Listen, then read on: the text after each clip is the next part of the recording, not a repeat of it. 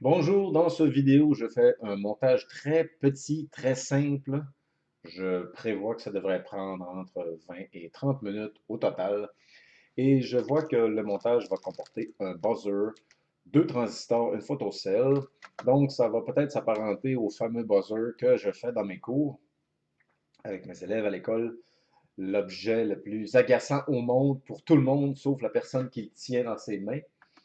Et si ça s'avère être ça, vraiment un petit buzzer qui réagit à la lumière, peut-être que je vais acheter des kits comme ça pour mon école, mais peut-être que non aussi parce que j'aime bien le design que j'utilise avec mon buzzer, avec la chip. Et on voit tout de suite dans l'emballage qu'on a deux transistors, un paquet de résistance et un buzzer et un petit bloc pile. Et au lieu d'utiliser des piles, je vais. Est-ce que j'en ai des piles? Oui, j'en ai ici. Peut-être qu'ils vont faire. À moins que ça prenne des. Non, ça prend des triple A. Je vais utiliser mon fameux Power Supply qui est juste là pour nous fournir du courant de 3 volts. Avant de démarrer, comme le veut la coutume, on fait l'inventaire des outils. On a un fer à souder avec un interrupteur, sélecteur de température, affichage de température et des têtes rechangeables. Et avec une pointe plate de 1 mm. La troisième main, fidèle troisième main, ce genre de troisième main vient généralement avec une loupe. Il y a des modèles moins chers qui n'ont pas la loupe. Quand on n'a pas une grosse loupe d'atelier comme j'ai ici, ça fait bien une petite loupe. Il faut simplement prendre le temps de l'ajuster. Et quoi d'autre? On a besoin aussi de fil d'étain. Mon fil d'étain, je récupère, là, mais c'est du 0,6 mm. Peu importe la marque. Je pense que justement, une bobine de 0,8 que je voulais finir. Une marque no name, Solder Wire. On a aussi notre super éponge qui va nous permettre de prolonger la vie de notre fer à souder. Des pinces de précision, au cas où il faut redresser des plaques composantes. On a aussi des cutters. J'utilise des cutters de la marque Mastercraft. Probablement que Tooltech en a fait une marque aussi, mais les pinces de précision, c'est les Tooltech. Et quoi d'autre? Ben, je pense que c'est tout. Battery clip, j'en aurais pas besoin. Tournevis de précision non plus. Alors, on est prêt à commencer, excusez, notre petit montage. Et j'ai fait le décompte des montages. Il m'en reste 10 à faire. Et après la dizaine de montages qui s'en vient, qui vont être faits au cours des prochaines semaines, ça va être terminé pour la série des kits électroniques. Je vais avoir fait le tour de tout ce qui pourrait être peut-être intéressant à faire à l'école.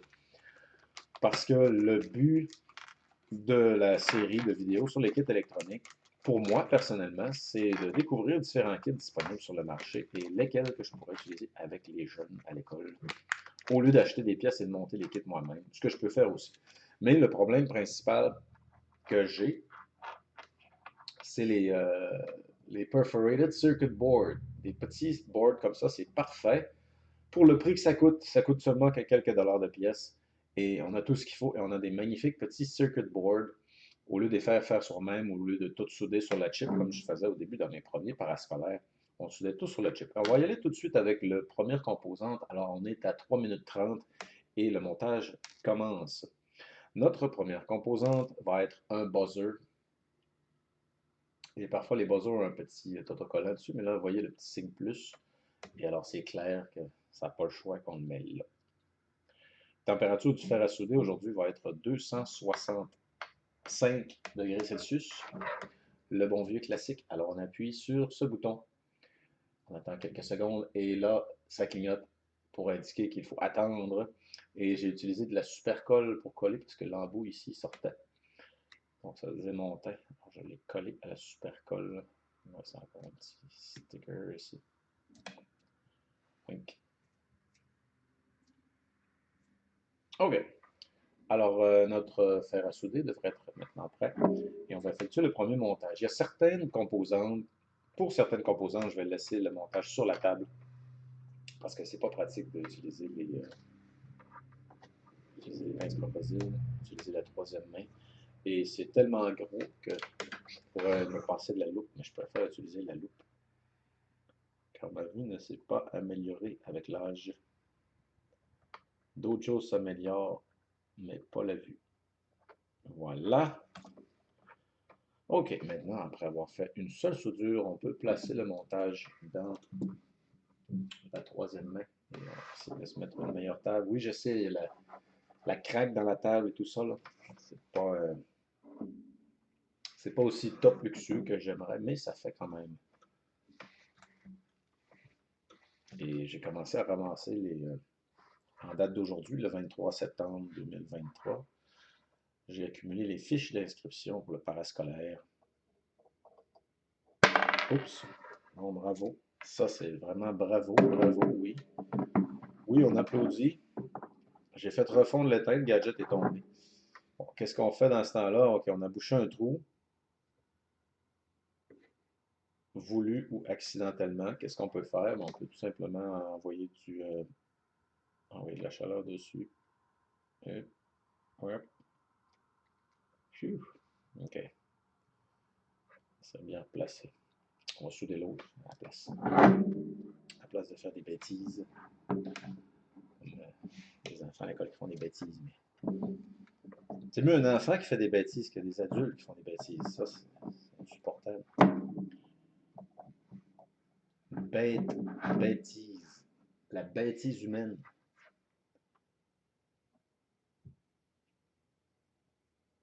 Êtes-vous assez vieux pour vous souvenir du chanteur qui chantait la chanson La bête humaine? La bête humaine. Non, si vous ne connaissez pas cette chanson, vous n'avez pas manqué grand-chose. On voit sur le board qu'on a deux transistors identiques, des transistors Q1 et Q2 de modèle 8050. Et alors, on ne peut pas se tromper. J'ai pas le plan dans l'emballage. On ne nous a pas donné le plan. On peut juste crocher une seule patte du transistor. En fait, un transistor, c'est un peu comme deux diodes tabou, là, mais bref. C'est une composante de base. Un transistor, c'est une résistance variable. En fait, là, quand on fait l'analyse des composantes électroniques, dans le fond, la plupart des composantes électroniques, c'est des genres de résistance. Parce que c'est pas tout simplement des fils conducteurs, il se passe quelque chose. Et pour qu'il se passe quelque chose, il faut manger un petit peu du voltage. Comme une LED, par exemple. Une LED, ben, c'est une résistance. Ça s'oppose un peu au passage du courant, mais ça fonctionne juste dans un sens.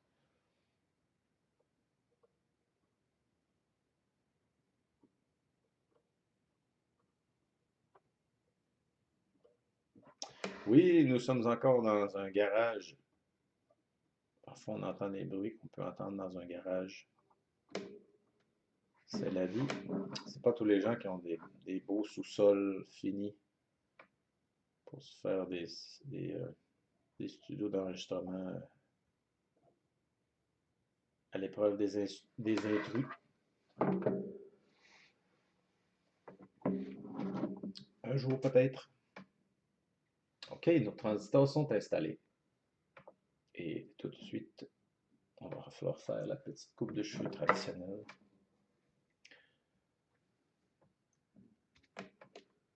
Quand on sait utiliser les transistors, on n'a pas toujours besoin de mettre une chip. La chip 555. Bon, voilà, on garde les soudures.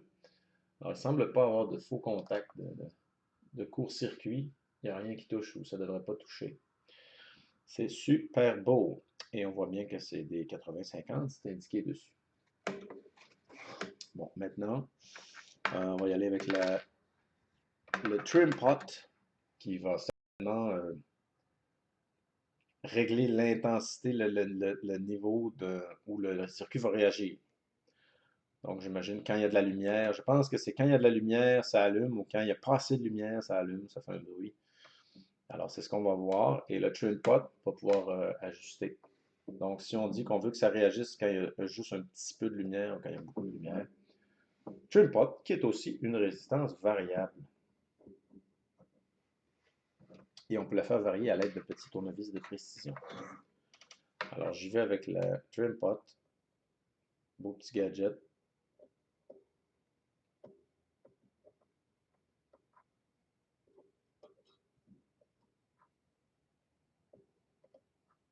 OK. Montage très rapide. Allons-y maintenant avec la LED. Et le reste, ça va être tout simplement des transistors. Alors, c'est marqué D1. D1. D1, ça va être la photocell. Non, la photocell va être ici. J'ai R, alors D1, ça va être diode, et on a mis un plus là, donc la grande patte va aller là. Tadam! Ça se fait bien. C'est chouette, hein, la nouvelle caméra. Si vous regardez, si vous suivez ma chaîne depuis un certain temps, depuis assez longtemps, vous savez que la qualité d'expérience visuelle n'est pas toujours présente, hélas. Hélas, je m'en excuse. Il y a une bestiole dans la pièce. OK. C'est presque. C'est presque cela. Ça va être cela. Pas le meilleur non plus, mais c'est pas grave. Clic. Maintenant, qu'est-ce qu'on va faire? On va poser les résistances. C'est deux résistances de 10 000. Et je comprends pas pourquoi ils en ont envoyé 4, alors que ça en prend juste 2. Avant ça, je vais faire le photocell. Allons-y avec le photocell. Un photocell, c'est une composante qui est non polarisée. Les pattes sont de la même longueur. On peut la brancher sur un sens ou sur l'autre. C'est pas d'importance. C'est un genre de résistance. Donc, c'est comme une résistance. Résistance est non polarisée. Sauf que la photocell, plus il y a de la lumière dessus, plus elle va laisser passer le courant. À moins que ce soit un genre de photocell que quand il fait noir, plus il fait noir, plus il laisse passer le courant. Ce qui n'est pas impossible. J'ai pas fait mes recherches, en toute honnêteté. OK. Alors, allons-y. Photocell. Donc, j'utilise la classique technique de plier juste une patte, faire la soudure. Là, il y a une grosse goutte d'étain sur le fer. Dans l'éponge, on plie juste une patte, on fait la soudure sur la patte qui est droite, et ensuite on redresse l'autre. Tadam! I'm gonna make this pencil disappear. Éponge, éponge, éponge. Voilà. Ah, tiens donc, j'ai un autre kit ici. Je pensais qu'il en restait 10. Je vois qu'il en reste 11.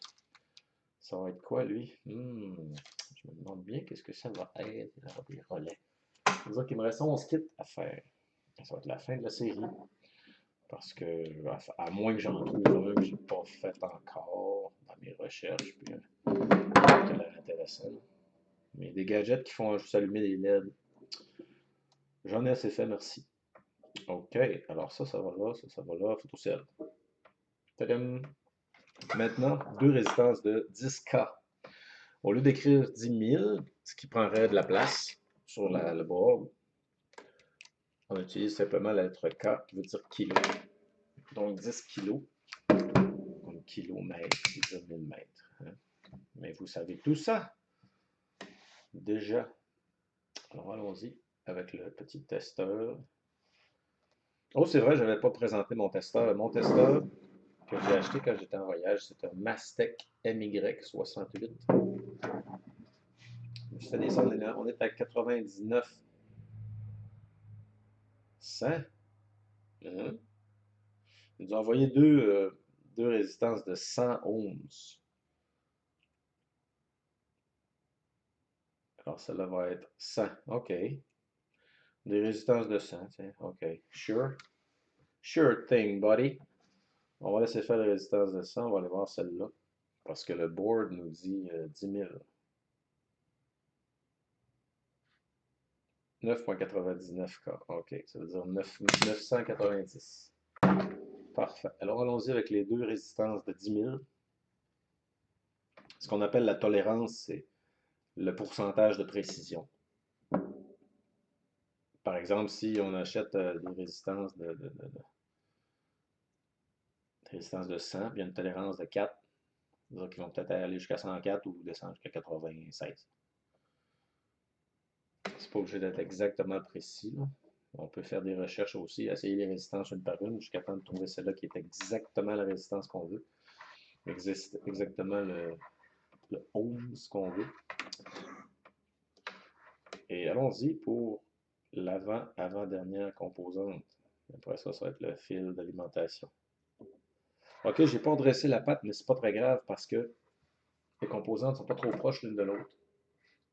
Par contre, il y a des circuits où ça vaut vraiment la peine de redresser la deuxième patte avant de la souder parce que ça peut interférer avec les composants qui sont juste à côté. Donc voilà, on en est à 15 minutes, c'est ça, j'avais dit une demi-heure, c'est pas une demi-heure. Okay. Mes cutters sont alimentés, c'est pas toujours pratique. Qu'est-ce qu'on pose maintenant? On a une autre résistance de 10 000 K, de 10 K, excusez. Excusez-moi, voilà. Et on place l'autre. Donc, encore une fois, comme un autre circuit que j'ai fait récemment, qui comporte un transistor, c'est exactement le genre de petite plaquette très utile pour apprendre qu'est-ce que c'est un transistor, comment ça fonctionne, comment l'utiliser. Et bien sûr, comme je l'ai dit dans plusieurs vidéos, vous n'êtes pas obligé de mettre exactement les composantes dans le board. Surtout venant d'un pays, entre guillemets, riche, comme le mien. Ouais, riche en gaspillage, mais bref. Ce que j'aime surtout, c'est le board. Parce que je pourrais mettre autre chose dans le board. En faire juste un me coûterait plus cher que le kit au complet. Alors, en recevoir un ici, déjà fait, ça me coûte quelques cents. Et je pourrais mettre différents composants dedans. Ce que je fais déjà d'ailleurs. OK, alors c'est presque la fin du montage. Tout ce qu'il nous reste à faire, c'est connecter la source d'énergie. Donc, le rouge va dans le plus. Et j'ai bien hâte de voir à l'école comment les enfants vont être, à quel point les enfants vont être rapides pour faire les montages. Est-ce qu'ils vont être lents ou rapides? J'ai déjà commandé mes montages. J'ai envoyé les feuilles, le parascolaire. Ça devrait commencer bientôt.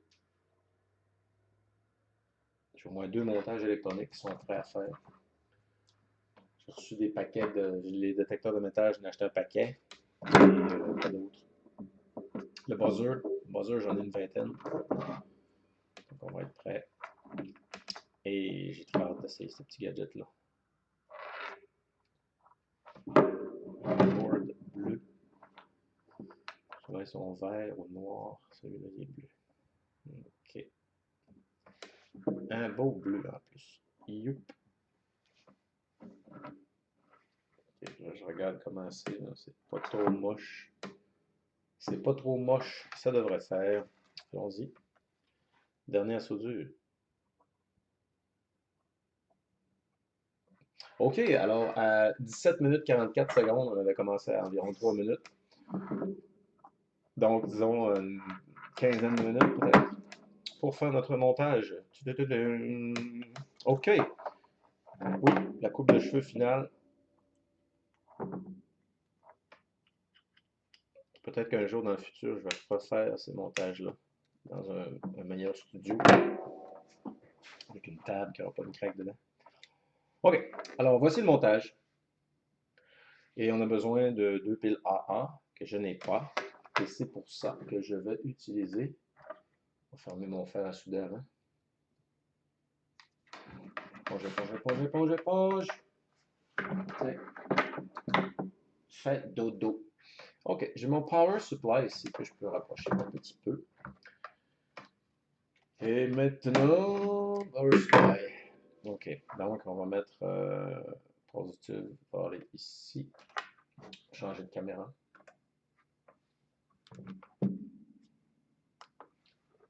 OK, positive va aller ici. Ground sur l'autre. On met les voltages à 0 sur le power supply. Elle va démarrer, juste pour être sûr. L'ampérage, on le met au centre. Si vous vous demandez c'est quoi le vert ici, parce qu'il y a rouge et noir, le vert c'est pour mettre un fil qui est connecté dans le sol. Idéalement, il faudrait le grounder aussi. Okay. Ou on va le monter à 3 volts.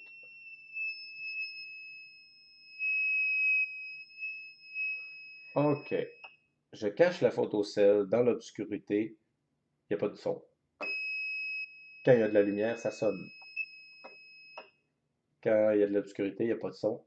Lumière sonne. Obscurité, pas de son. Lumière sonne. On va essayer d'ajuster le trim pot. Ouais, ça prend encore plus de lumière pour que ça sonne.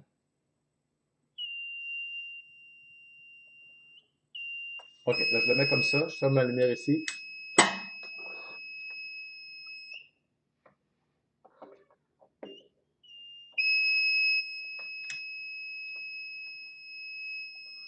Je vais le mettre plus sensible.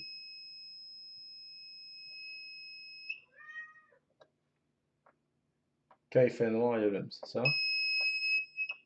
Quand il fait noir, il ne fait pas de son. On va rapprocher. Projet. OK.